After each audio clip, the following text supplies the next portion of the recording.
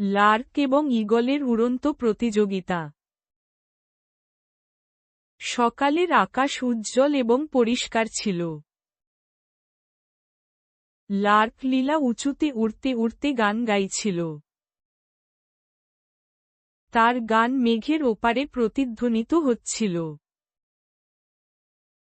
অনেক ঘুঘু এবং গিলে তার জন্য উল্লাস করল। অ্যারো নামের ঈগলটি প্রশস্ত ডানা মেলে ধরল। সে নীরবে, দৃঢ় এবং শান্তভাবে উড়ে গেল। লীলার প্রফুল্ল কণ্ঠে সে ভ্রু কুঁচকে গেল। এবং খোট, আকাশের জন্য খুব বেশি শব্দ, এবং খোট, সে ভাবল। লীলা হেসে মেঘের মধ্য দিয়ে ঘুরতে লাগল। অ্যারো গম্ভীর মুখে কাছে এগিয়ে গেল। এবং খোট, তুমি খুব বেশি গান গাও, এবং খোট, অ্যারো বলল।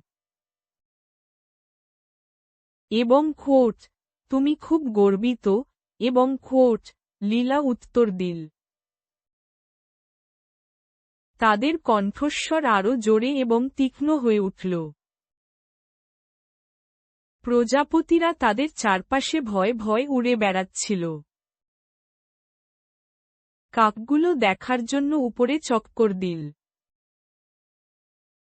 আকাশ শব্দে ভরে গেল। চলো দৌড় দেই, লীলা প্রাণবন্ত চিৎকার করে উঠল।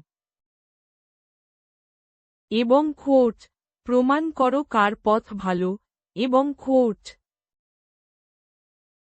অ্যারো রাজি হয়ে গেল এবং জোর করে ঝাঁপিয়ে পড়ল।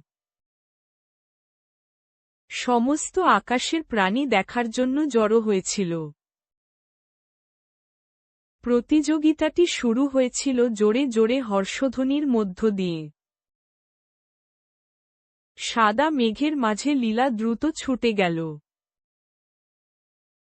তার গান উজ্জ্বল এবং উচ্চস্বরে বেজে উঠল।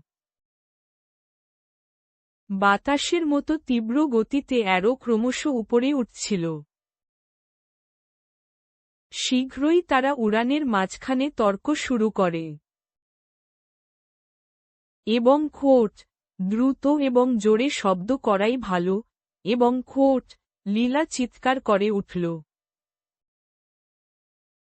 এবং খোট, না, শান্ত এবং শক্তিশালী থাকাই ভালো, এবং খোট, অ্যারো বলল। প্রাণীগুলো মাথা নাড়ল। হঠাৎ, স্কাই নামক জ্ঞানী প্যাঁচাটি হাজির হল। সে সূর্যের আলোতে ডানা মেলে ধরল। এবং খোট, তোমরা দুজনেই এখন ঝগড়া বন্ধ করো, এবং খোট। আকাশ মুহূর্তেই নীরব হয়ে গেল। স্কাই পাখি দুটির সাথেই আলতো করে কথা বলল। এবং খোট, প্রতিটি ফ্লাইটেরই নিজস্ব সৌন্দর্য আছে, এবং খোট, তিনি বলেন। গান আনন্দ আনে, শক্তি আনে, নিরাপত্তা। প্রতিটি পথকে সম্মান করো, এবং একসাথে উড়ো, এবং খোট। লীলা আর এরো একে অপরের দিকে তাকাল। তারা হেসে পাশাপাশি উড়ে গেল। চড়ুইরা গান গাইল, ঘুঘুরা হাততালি দিল, প্রজাপতিরা নাচল। আকাশ এক শান্তিপূর্ণ সঙ্গীতানুষ্ঠানে পরিণত হল।